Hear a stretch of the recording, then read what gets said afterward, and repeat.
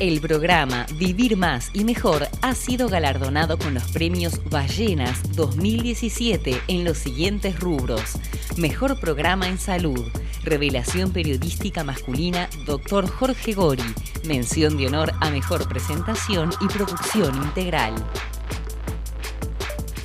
Buenas tardes, queridos amigos. Bueno, estamos otra vez en Vivir Más y Mejor, un programa que va a ser un tanto diferente a los demás, pero de cualquier manera va a mantener la tónica que venimos manteniendo desde hace casi 2 años. Aunque a ustedes les parezca mentira, hace casi 2 años, Luca, que estamos en el aire. Como siempre, me acompaña el doctor Lucas Macorma y Ariel Crespo. Bueno, Ariel Crespo no está. Siempre hay alguno que tiene algún inconveniente, pero están justificados. Debe estar estudiando. Debe estar estudiando. ¿Qué tal, Lucas? ¿Cómo estás? Bien, muy bien. Contentos acá de estar nuevamente. Ya terminando el mes de la concientización del cáncer de mama. Es un mes importante, octubre, donde se ha trabajado mucho en prevención, en información a la gente, para tratar de detectar en forma bien temprana el cáncer de mama, ¿no?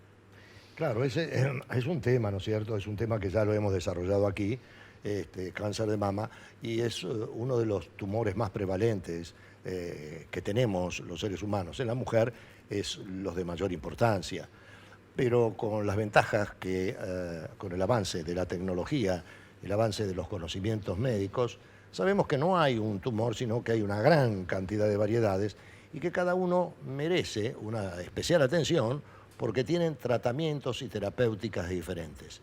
Y una de las cosas que no nos cansamos de repetir, y se lo venimos diciendo siempre, los tumores cuando se diagnostican en forma muy precoz, generalmente se curan.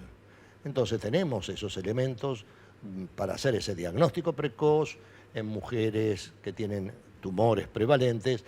No podemos dejar de difundirlo para que usted lo sepa y se cuide como corresponde.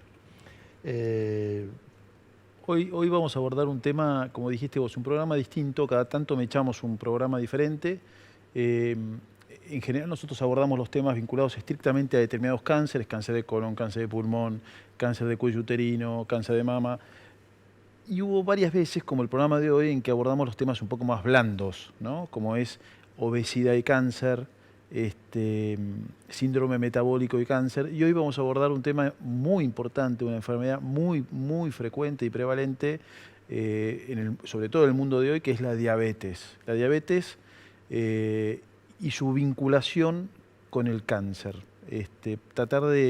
Hay mucho de que si hay mayor incidencia o no, predispone o no predispone, es un factor de riesgo o no. Los pacientes con cánceres tienen mayor agresividad que los pacientes si además coexiste la diabetes. Hay muchas preguntas para responder y para eso tenemos una invitada de lujo, como siempre, con una matrícula larga que tiene 6 cifras. Yo tengo 5 cifras y ella tiene 6. Yo tengo 2.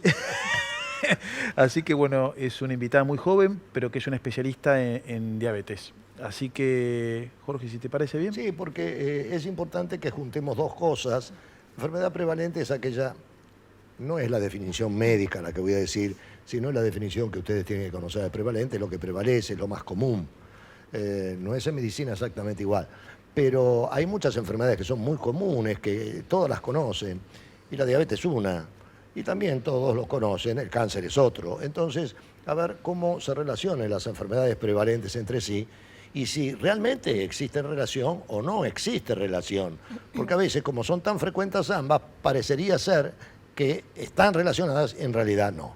Entonces, para no eso, lo sabemos. No lo sabemos, o no lo sabemos, perfecto, o no lo sabemos. En algunas circunstancias sí, en otras no lo sabemos. Y bueno, para eso tenemos una invitada especial que nos va a aclarar la situación. Vamos entonces a la mesa. Vamos.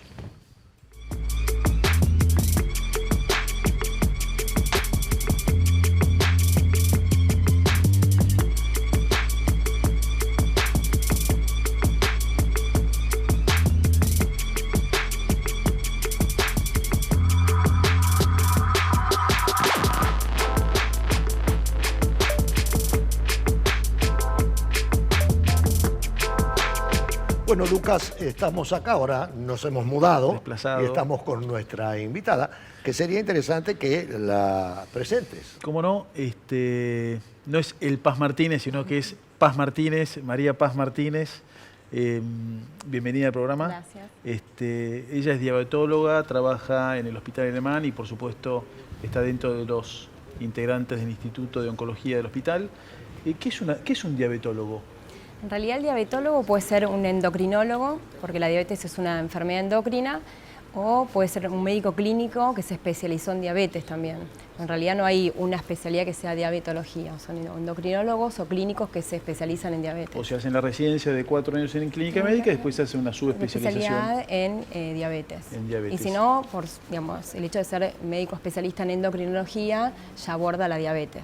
Perfecto. Bueno, estuviste... Pues es importante eso, porque si bien es una enfermedad muy común, no la puede tratar cualquiera, porque tiene muchas aristas, tiene muchos inconvenientes, y se necesita de un especialista que enfoque la enfermedad en su real problema, ¿no? En general es detectada por los médicos clínicos o los pediatras y después derivada para el manejo del especialista, ¿no? Sí, o muchas veces son pacientes que nosotros vemos por tiroidopatías, por osteoporosis y que en una rutina surge un valor de glucemia alto y bueno, ya lo empezamos a ver nosotros directamente. Es decir, lo ves por otro motivo y entonces, surge... como se analiza ese caso, se descubre que tiene una diabetes. Un valor de glucemia alto. La gente a veces no entiende bien de lo que hablamos los médicos. Explica un poco qué es un valor de glucemia alto, qué es la diabetes y los tipos de diabetes. Más que de glucemia alto, tenemos que decirle azúcar. Azúcar alta, como para claro.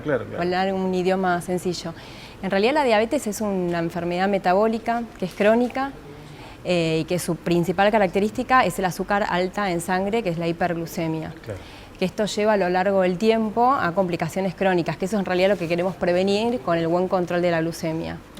En realidad hiperglucemia en Argentina es hasta 110 es el valor normal, de 110 a 125 se habla de prediabetes y más de 126 de diabetes. Perdóname que me interrumpa, pero no siempre la hiperglucemia significa una No siempre, siempre, hay que ver en qué contexto. Exacto. Un paciente internado o cursando o no internado una infección, un valor de hiperglucemia leve no significa que sea diabético.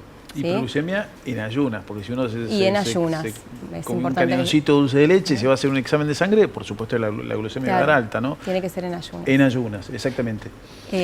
Bueno, otro criterio es la curva de glucosa, que ahí medimos el valor a las 2 horas de una sobrecarga de glucosa, que ese es otro parámetro también como diagnóstico como de test diabetes. Más específico de diabetes. Sí. Y la diabetes, hay dos grandes tipos de diabetes, ¿no? Probablemente sí. la más preocupante hoy en día, que es la que está más vinculada con hábitos y formas, es la diabetes tipo 2. Tipo 2. Conté un poco qué son. En realidad las principales son la tipo 1 y la tipo 2, pero la tipo 1 es el 5 al 10% de las diabetes, la tipo 2 del 90 al 95%, y hay otros tipos de diabetes por fármacos o por enfermedades del páncreas. ¿Y qué significa tipo 1 o tipo 2? Y tipo 1 es un paciente, en general en la infancia se diagnostica, que es un paciente que no tiene prácticamente insulina. Por lo tanto, esto nos va a marcar cuál va a ser su tratamiento. Es un paciente que va a requerir... O sea, si no tiene insulina, no puede metabolizar los hidratos de carbono, claro. O sea, los azúcares. La principal función de la insulina es incorporar el azúcar de la sangre al interior de la célula. Si no posee insulina, el tratamiento es un paciente insulino requiriente de por vida. Esto es importante cuando uno hace el diagnóstico de la diabetes, tenerlo en claro para transmitirle al paciente cuál va a ser su tratamiento, porque va a ser de por vida y que el paciente también pueda procesarlo. Pero un tratamiento de por vida con insulina o cualquier derivado que corresponda, sí. Mantiene los niveles bastante normales y una vida normal. Perfecto. Con los cuidados correspondientes puede tener una vida normal. Y el gran grupo de diabetes, que principalmente es al que nos referimos casi siempre, es la diabetes tipo 2, que es la más frecuente, el 90-95% de los casos, que son pacientes que en general se diagnostican en la vida adulta, pero con la epidemia del sobrepeso y la obesidad a nivel mundial, se empezó a diagnosticar también en niños y en adolescentes, con lo cual ya antes siempre un niño con diabetes prácticamente era sinónimo de diabetes tipo 1. Hoy, en realidad, si está asociado a obesidad, sobrepeso, puede ser un diabético tipo 2. ¿Están relacionadas entonces la obesidad, el sobrepeso con la diabetes? Tipo altamente relacionadas. Es un gran factor de riesgo la obesidad y el sobrepeso con diabetes tipo 2. O sea, es como que el sobrepeso o la obesidad por termina desencadenando en forma secundaria una diabetes. Es un círculo vicioso porque la hiperglucemia, digamos, genera más insulina. En el diabético tipo 2 por la obesidad tiene insulino resistencia, o sea, es un paciente que sí tiene insulina a diferencia del tipo 1, pero esa insulina no puede actuar en los tejidos, entonces no puede permitir que el azúcar ingrese de la sangre al interior de la célula. Eso es lo que genera la hiperglucemia. Entonces, bueno, y esto la obesidad lo perpetúa, entonces es un círculo vicioso. ¿Y cómo la medicina pretende romper ese... Hay que trabajar sobre, digamos, los malos hábitos alimentarios, incorporar más fibras, verduras, el tema de las carnes rojas, de las grasas, incorporar más actividad física. El sedentarismo es gran responsable de la obesidad y del sobrepeso. O sea, todo lo que uno puede hacer para disminuir el sobrepeso y la obesidad va a disminuir también el diagnóstico y también va a mejorar el control de un paciente que ya es diabético. Claro, yo creo que sí. Fíjate qué interesante, porque esto lo venimos repitiendo hace 2 años, ¿no es cierto? La diabetes, y no solamente la diabetes, los tumores también, es un problema de alimentación, un problema de hábitos, comer demasiadas carnes rojas, demasiados hidratos de carbono, pocas frutas y pocas verduras. Pocas fibras. Entonces se van relacionando las enfermedades, que en realidad no es que una produzca a la otra, tienen cosas en común. Claro. Y entonces aparecen juntas y nosotros pensamos, esto produce esto, y no es así. ¿No? Absolutamente, los excesos de alimentación, el alcohol y el tabaco como El grandes... sedentarismo es terrible. Bueno, como hablamos el otro día, hoy en día está fuertemente recomendado un mínimo de 6.000 pasos diarios como un elemento importante de prevención. Esto lo hablábamos cuando estuvo el doctor Sordaca hablando. ¿Sabés cuántas cuadras son? Más o menos son 2,5 kilómetros, ¿no? Sí, más o menos. Más o menos. Lo cual es bastante... Pero hoy en día uno se baja la aplicación del teléfono y al final del día, si a las 7 de la tarde uno está en 4.000, lo ideal es que salga... para hacer un... Exacto, a hacer las compras, Jorge. O vas a pasear al perro, una cosa así a la alguna noche. cosa de esa. Pero bueno, el ejercicio es muy importante. No, pero hablando de las aplicaciones, muchos pacientes ahora están usando las aplicaciones para ver, porque dicen, bueno, yo camino en el trabajo, bueno, pero ¿cuánto caminas? Y con esas aplicaciones realmente ven que quizás no caminaban lo que realmente pensaban. Exactamente, uno siempre tiende a sobreestimar el ejercicio que hace y bueno, la verdad que está bueno objetivarlo con aplicaciones. Jorge, ¿querías hacer algún...? No, acá tenemos algunas preguntas que nos están haciendo. Por ejemplo, Bárbara de Flores, muchas gracias Bárbara, dice, ¿la diabetes es hereditaria? ¿Puede ser hereditaria o no? ¿Cómo se contagia la diabetes? No, la diabetes no se contagia porque no es una enfermedad infecciosa. Pero bueno, sobre si es hereditaria o no, contanos un poquitito porque ella quiere saberlo. Y además que te felicitan por el buen programa. Bueno. Con respecto a la diabetes tipo 2, en general la gran mayoría de los pacientes tienen antecedentes familiares de diabetes, que ese es un dato importante. Un paciente que uno sospecha que tiene diabetes tipo 2, que es delgado y no tiene antecedentes familiares, hay que pensar que quizás no sea un diabético tipo 1 diagnosticado en la vida adulta, que también existe, es lo menos frecuente, pero puede ser. Pero existe. Entonces, el hecho de que un diabético tipo 2 no tenga antecedentes familiares es como para, digamos, mirar un poco más en ese paciente. Bien. Perfecto. Fabiana, de Barracas, gracias Fabiana, dice, ¿cuánto es el azúcar normal de un diabético? No el no diabético. Claro. ¿Y cuáles son los niveles normales de la glucosa en mujeres? Bueno, en un diabético buscamos valores antes de las comidas que sean menor a 130. Si el paciente tiene esos valores antes de las comidas, sabemos que tiene un buen control y que se aleja de las complicaciones crónicas. Y en realidad no hay una diferencia entre hombres y mujeres con los valores glucémicos objetivos que buscamos. Es lo mismo para hombres que mujeres. ¿Y cuál es la edad en general en la cual se manifiesta la diabetes? ¿Hay alguna edad? Sé que cualquier edad, pero ¿hay algún grupo etario predominante? En realidad ha ido cambiando con el tiempo por el tema de que históricamente la diabetes tipo 2 era la del adulto y la tipo 1 la de la infancia. Y hoy por hoy está muy superpuesto por la obesidad en los niños y adolescentes y en gente de 20, 25 años que ya se diagnostica diabetes tipo 2 que antes no existía. Entonces no está tan definido como era antes. ¿Y el alcohol? El alcohol también es un factor de riesgo, digamos, como para todo, para lo que es el síndrome metabólico también. Claro.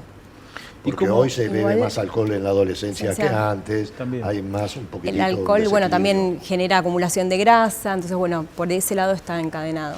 Bien. ¿Y cómo esto termina vinculándose con el cáncer? Porque estamos hablando de... Acá lo pregunta mirá qué Está buena. justo. Tu pregunta la está haciendo Abel de Pergamino. Gracias, Abel. Dice, ¿el cáncer y la diabetes no son enfermedades muy diferentes? ¿O son dos caras de la misma moneda? Bueno, tenemos que contestarle. Y de eso se trata el programa. Es una pregunta difícil, ¿no? Pero Sí, hay que empezar a encararlo, ¿no? Sí, en realidad son dos enfermedades diferentes, pero que tienen muchos factores de riesgo en común, si bien son dos enfermedades diferentes. Las dos son enfermedades muy prevalentes, tanto el cáncer como la diabetes a nivel mundial. Las dos son enfermedades complejas. En las dos, en la gran mayoría de los casos, no queda muy en claro la fisiopatología de ninguna de las enfermedades. Claro. Y en cáncer, uno habla en cáncer... La fisiopatología es la causa. El origen, digamos, sí, el origen de la enfermedad. Y en cáncer uno hay que considerar que nosotros decimos cáncer en general, pero en realidad hay muchos subtipos de cáncer que ustedes los han ido abordando en los programas, y dentro de cada órgano hay subtipos de cáncer. Claro. Y dentro de diabetes ya nombramos que también hay distintos tipos de diabetes, hay distintos grados, no es lo mismo un paciente con 15 años de duración de su diabetes que un paciente con 5 años. No es lo mismo un paciente con un buen control metabólico esos 15 años que un paciente que esos 15 años continuó con hiperglucemia porque no cumplió bien con el tratamiento. O sea, el paciente que se cuida es un paciente que estaría más protegido. Más protegido. Básicamente porque probablemente haga mayores controles y mayores estudios. Va a estar menos expuesta a la hiperglucemia, a la hiperinsulinemia, a la inflamación que esto genera. Claro. No es lo mismo un paciente que tiene antecedentes familiares de cáncer de colon, de cáncer de mama, que un paciente que no tiene ningún antecedente familiar. Todo eso puesto en juego genera una multiplicidad de factores que son muy difíciles de comparar. Pero también, Paz, me imagino yo que un paciente que está controlado, que va rigurosamente al médico, es un paciente que ustedes y los clínicos que lo siguen les piden estudios de screening y de control y detección temprana, la colonoscopía, la ecografía. Entonces son pacientes que están mucho más controlados y entonces inevitablemente también va a estar más controlado. Precoz de el todo paciente que se hace cáncer. la videocolonoscopía y le detectan un pólipo, bueno, ese paciente si no se hacía la videocolonoscopía, en unos años iba a tener un cáncer de colon. Sí hay algunos tumores que están más asociados a diabetes, como el cáncer de hígado, de páncreas y endometrio, lo cual no quiere decir que todo paciente diabético vaya a tener esos tumores, ¿sí? Pero son pacientes que así como tienen más riesgo cardiovascular, más riesgo a nivel de desarrollar nefropatía, retinopatía, bueno, también tienen ese riesgo. Y está en el especialista, en el diabetólogo, cuando hace los controles, así como le preguntamos a la mujer si fue al ginecólogo a hacer su control, al hombre si fue al urólogo, bueno, preguntarle si se hizo la videocolonoscopía. En un paciente que venía bien controlada su diabetes, si nos encontramos con un mal control glucémico en forma abrupta, bueno, pensar a ver qué está pasando con el páncreas, quizás pedir alguna imagen, una ecografía de abdomen. Entonces, bueno, siempre estar atento que son pacientes que tienen que tener más controles.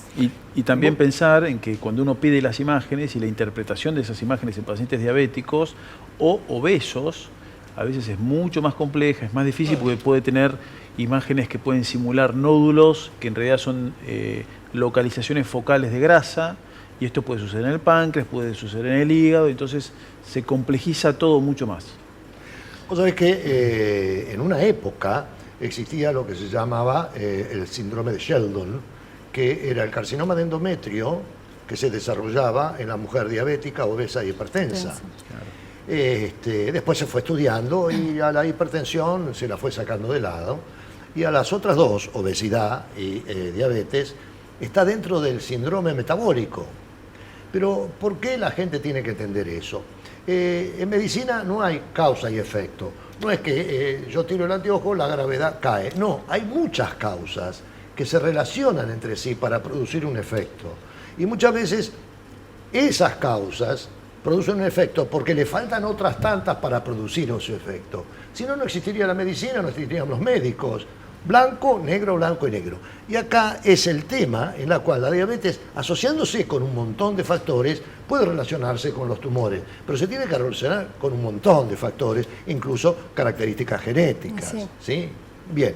Valeria, de Palermo, gracias Valeria, dice, ¿cuáles son los síntomas más frecuentes excelente programa, lo miro siempre y por fin nuevamente con presencia femenina. Nosotros no tenemos problema de género, es la presencia femenina porque ella sabe de este tema. Si un hombre podría estar perfectamente igual, porque lo que elegimos es quién sabe de ese tema y no su género. ¿Qué les puede decir de los eran los síntomas? En el diabético tipo 2, con una hiperglucemia leve, en general no tiene muchos síntomas. Es por eso que la enfermedad muchas veces pasa desapercibida durante años hasta que se hace el diagnóstico, cuando la glucemia empieza a elevarse más. Pero principalmente cuando empiezan a tener síntomas, como ayuda a memoria, son las 4P, que es la pérdida de peso, la poliuria, que es orinar mucho, la polidipsia, que es tener mucha sed, y la polifagia, que es comer mucho. Son pacientes que comen mucho, a pesar de eso bajan de peso. Tiene mucha sed y come mucho. Conozco las 4P de postres, pasta, pan, para bajar de peso. Bueno, va a ayudar. Y sí, en el paciente diabético tipo 1, donde el inicio sí es mucho más abrupto y más agudo, esos 4 síntomas se presentan y bueno, ya el paciente consulta rápidamente a una guardia porque realmente en poco tiempo se siente muy mal y ahí se hace el diagnóstico. Fíjate la gravedad de lo importante de la detección de la diabetes a través de síntomas muy sencillos y cómo la medicina ha avanzado en tratar de resolver el tema de la diabetes a través de fármacos, que ahora quizás un poco podés contar, pero llegando a extremos en los cuales incluso pacientes diabéticos se someten a cirugías de bypass y cirugías bariátricas para bajar de peso y para inducir una caída de peso para que el paciente tenga un mejor control de la glucosa. Fíjate qué interesante será el tema, que tengo acá 20.000 preguntas que nos hace la gente y que están un poco filtradas, porque si no, no podríamos tener, ¿no es cierto? Porque tiene mucho interés. Carmen de Caballito, muchas gracias, Carmen. ¿Qué órganos afectan principalmente la diabetes? Bueno, un poco nombramos, ¿no? Lo que hay que controlar es los pequeños vasos, la retinopatía, son, digamos, los vasos de la retina, por eso es importante hacer un fondo de ojos todos los años. Controlar la orina para detectar precozmente la nefropatía, control del pie en el diabético porque por la neuropatía y que es la lesión de los nervios y de los vasos pequeños pueden tener lesiones en los pies. Tienen como anestesia, entonces como se golpean, se lastiman, pueden golpear y bueno, no se dan cuenta. No lo detectan porque no sienten el dolor y cuando lo detectan ya es tarde. Y lo que es macrovascular, la prevención del infarto agudo de miocardio y el accidente cerebrovascular. Por eso es importante también nefropatías, retinopatía, es decir, problemas de filtrado del riñón, problemas de la vista que afecta a la retina. Que todo esto en conjunto se llama las complicaciones crónicas de la diabetes. Claro, pero eso para que la gente problemas de la piel, sí. Produce muchos problemas en la piel la diabetes, ¿no es cierto? Es una enfermedad que en algunos casos también, no lo dijimos hasta ahora, pero la indicación de trasplante renopancreático en pacientes que han dializado, es una enfermedad que tiene un espectro tan amplio. Porque todos los órganos necesitan hidratos de carbono. Todos los órganos necesitan la glucosa. Absolutamente todos. Vamos a la otra pregunta, discúlpame, porque tengo 1000. Adelante. Luis Crespo. No sé si debe ser familiar de Ariel, no tengo la menor idea. Gracias, Luis. ¿Cuál es el medicamento principal para controlar la diabetes? Y si hay diferentes tipos de medicamentos según el tipo de diabetes. Bueno, en los diabéticos tipo 1, como ya dijimos, el principal medicamento es la insulina. Y en los diabéticos tipo 2 es la insulina. Siempre es inyectable. Siempre es inyectable, es una proteína y las proteínas se degradan en el intestino, así que no hay otra vía de administración. Y el se autoinyecta. Se inyecta al paciente. Ya los niños a partir de los 6-7 años aprenden a inyectarse. Y en el diabético tipo 2 la metformina, que es una droga que permite que la insulina propia pueda actuar. O sea, es oral. Es oral y disminuye lo que nombramos antes, la insulinoresistencia. Entonces permite que la propia insulina del paciente pueda actuar incorporando el azúcar en los tejidos. Sí, pero a veces pasamos de eso a la insulina. Y a veces en los diabéticos tipo 2 podemos usar hasta 3-4 drogas por vía oral y en algunos casos pasamos a la insulina. Que eso estimula al páncreas que libere la insulina propia. Claro. Exactamente. Acá hay una Gloria de Belgrano, gracias Gloria, y ya estamos terminando el programa. Dice, combatir una enfermedad de cáncer con quimioterapia, ¿puede empeorar a la diabetes? En realidad no es la quimioterapia en sí, sino que muchas veces está asociada a corticoides cuando hacen quimioterapia.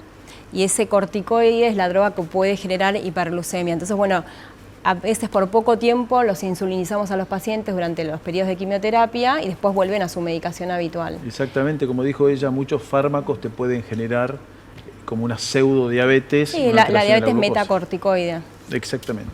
Nora de Banfield dice, gracias Nora, la relación puede ser porque a las células malignas les encanta la glucosa, muy buen programa.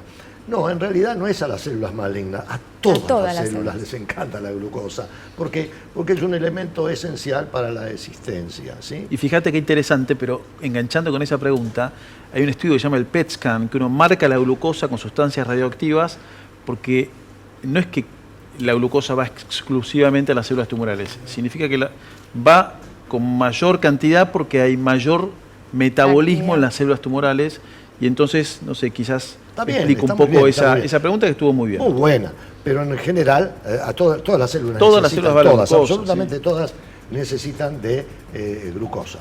Y es la insulina pancreática la encargada de regularla, y cuando no la regula bien tenemos la hiperglucemia y la diabetes. Y los problemas asociados.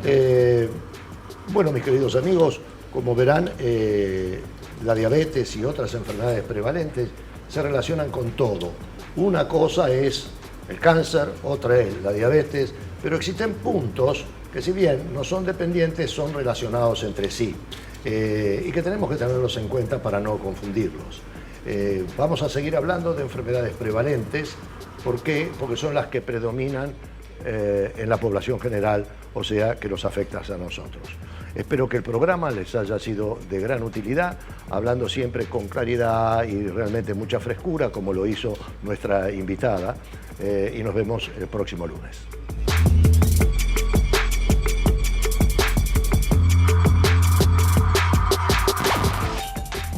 El programa Vivir Más y Mejor ha sido galardonado con los premios Ballenas 2017 en los siguientes rubros: Mejor Programa en Salud, Revelación Periodística Masculina Dr. Jorge Gori, Mención de Honor a Mejor Presentación y Producción Integral.